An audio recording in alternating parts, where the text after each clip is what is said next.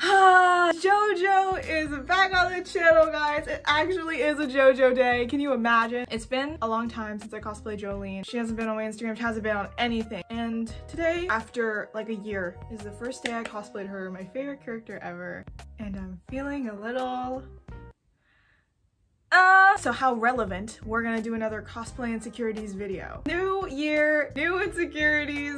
Let's get into it right off the bat. I wanted to talk about pursuing hobbies. It doesn't just have to be cosplay. It can be a sport, it can be a different art form. You could be drawing, painting, performing, singing, you know, dancing, whatever you like to do. And it's just the insecurity of pursuing a hobby, but always having to get better at it fast, or to build what you create on social media. So I was talking with a friend just a few days ago, and I was asking, hey, since I got reception on my last video saying these insecurities are kind of broad, do you have a hobby that you experience some kind of insecurity about? And they had mentioned how hobbies have to turn into a hustle. This hobby that you do and create, you could film it, and then it could be monetized, or it could be a big thing, or it could be a small thing that's big in a small community.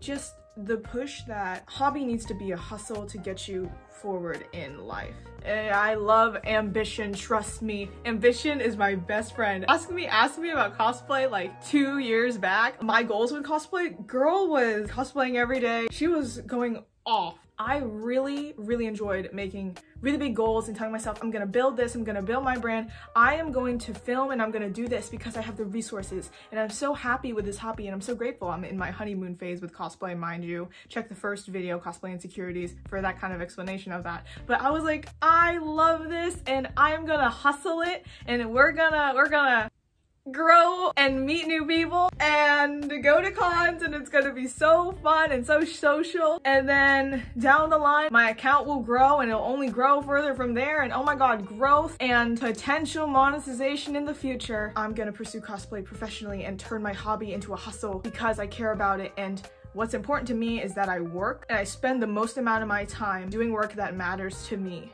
But guys, in my opinion, there's a societal standard of being young and successful. Nothing or no one, or not even your environment, can make you believe something if you don't believe it yourself. I just feel like with so much exposure to certain things, just social media, the platform, it is kind of pressurous to share and continue sharing. And I got a notification on Instagram that said that I have a reel streak. Like, I have to post a reel a day and I get a streak or something like that. I think that might be because I have my account on business. But here, let me tell you something. I need to get really good at this one thing and hustle, nonstop, go. I have the time, I have the resources. Yes, but life gets in the way. You meet new people, you do new things, you find other interests, and it can feel scary because like, oh, am I still doing cosplay as hardcore as I did before? And it's confusing. It's a confusing time. And I completely respect and like admire people who do not feel like pressured by that. In fact, they're driven by the pressure. And I feel like people who really have that kind of like pressure creates diamonds. You know, entrepreneur, go-getter attitude. This is not what I'm talking about. I'm talking about what affects like me and maybe some other people, that they have to keep going. And to address this, at least with cosplay, specifically, when you're in that mindset of, I need to set these expectations for myself and be here and potentially make money when you are young, it's scary. Because when you get older, you feel like you failed. And I admire people who achieve what they set out to do, right? That's really cool. But this is between you and me. The people who set really high goals for themselves, when they are really caught up in attaching their value for this hobby with the potential of furthering your hobby, developing it, and building a brand by it, it can overwhelm you, but it doesn't have to. You are not failing at this. This does not need to be a job. You do not have to turn it into a hustle. My friend said the same thing. Sharing your stuff on social media and your hobbies and your passions should only be reserved for the people who really share it consistently and all the time, you're where you need to be right now. And you don't need to stress about being this content machine. Enjoy yourself and figure out why exactly you did this in the first place, why you pursued your hobby in the first place. You are not a failure for continuing to pursue your hobby, but you're not at a certain level of attention or a certain level of productivity as you were before, or compared to another creator. A lot of people say that if your content or their content reaches one person really helps them, then that's enough. And I agree with that. And I've reached a level of satisfaction with my hobby because I feel like I've done what I wanted to. I've done enough. I'm making what I want and I'm sharing it, and it doesn't always have to be consistent. It doesn't always have to be making money. And I'm not assuming that everyone's goal is to make money. This advice is more for the people who may feel that success relies heavily on numbers and money, and numbers being views, shares, comments. So to anybody who feels like they need to hustle their hobby, turn their hobby into a business, or there doesn't have to be an emphasis or any kind of value set on being good about a hobby, because when you're relaxing, when you want to relax, you do your hobby. Your hobby is something you do to relax. Why do I need to be pressured to be good when I'm just relaxing? This is relaxing for me. I'm not gonna tell myself, make the TikTok. I want to relax. A lot has happened. New year, new me, 2024, you know. And speaking of new me, ever notice you look different in cosplay as opposed to you 2 years ago? I look back on my old cosplays and I know me. I delete the pictures I don't like and I only keep the pictures I really, really like. So that way when I go back to my old photos, I have kind of a perfect idea of what I looked like at that time. I was like, there, this is the ideal thing that I did. This is the ideal picture. And now my brain kind of generalizes that sometimes as, oh, this is how it was that entire time I was in that cosplay. Yeah, I just look like that the entire time. And since I haven't cosplayed Jolene in a while, I've changed, obviously, since I've cosplayed her. Makeup's changed, yes. Wig has changed, kinda. But majorly, I grew. So I was looking at my other pictures and I'm having this weird moment right now where I look different than I did before.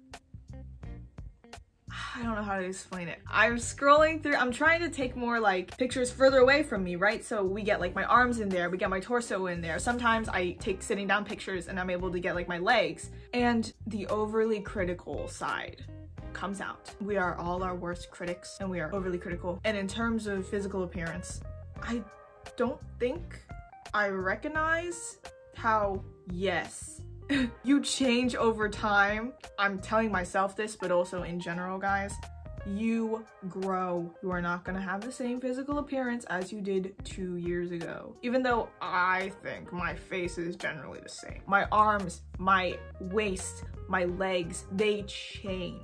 And that's fine.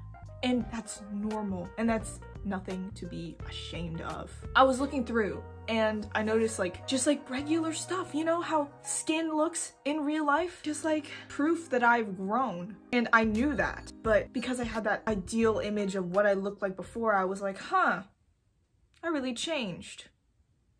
But I caught myself and I told myself, that isn't a bad thing. We are all going to grow. We're all gonna look different. I like to think that being your own best friend is one of the most helpful things to do. Whether you're just doing anything in life, you could be pursuing a hobby or just going about your day, being able to support yourself and look at yourself and see yourself and like yourself is really, really important to sustaining any kind of ambition or drive in order to better yourself, in order to make yourself happy, because you want someone you love to be happy.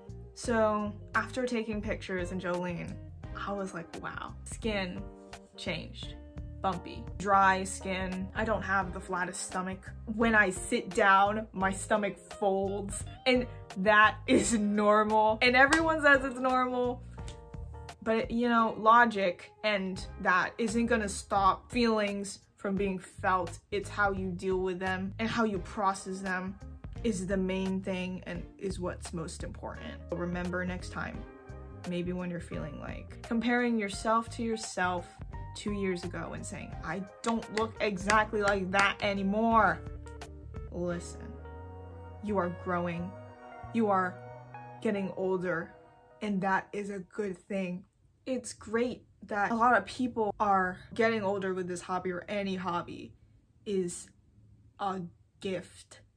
You continuously pursue what you're doing and you're learning and you're growing, and those years that show physically are a reminder of how far you've come. You are perfect. You don't have to be the same because you're not. You've changed, and that's a good thing. So when I get sad, I just think it's a physical reminder how different I look.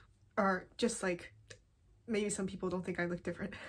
I see it. Sometimes only you can recognize something about you. That difference and that insecurity that was born out of the difference. Its power gets taken away because I see it as, this is proof that I'm still going and I still have this passion, you know? That I'm still doing what I like. What? Why am I crying? Sorry, I didn't mean to cry. I think I set my makeup. I think I did. Good thing I don't wear mascara anymore because I use fake bottom and top lashes. Fake bottom and top lashes. You don't have to worry about mascara running ever. It's great. But you do have to worry about them coming off. They're fine right now. But yes, if no one else has told you, I appreciate how far you've come. You have done amazing. These months, these weeks, these years you've been pursuing cosplay, you've continued to grow and build your art and your craft and get better at it as the years go by, and that's really, really amazing. I think that's amazing. And if you post about it, I admire that so much.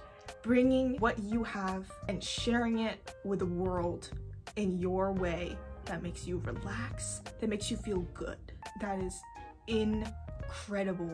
And you are doing everything you need to be doing right now. You are allowed to relax. You are allowed to take breaks. Remember, there's always going to be people who are here to support you. And that's why I make these videos, guys. Sometimes you need just need that little recognition, affirmation, that little validation. No way the sun literally set across the horizon as I'm finishing out this video. Thank you so much for being here and watching. I really hope this video was helpful and a good addition to the series. This is one of my favorite series. It's been too long since I did one, but I like this one because it was very relevant to me right now. Have a happy JoJo day, everybody, and I will see you all in the next one. Bye!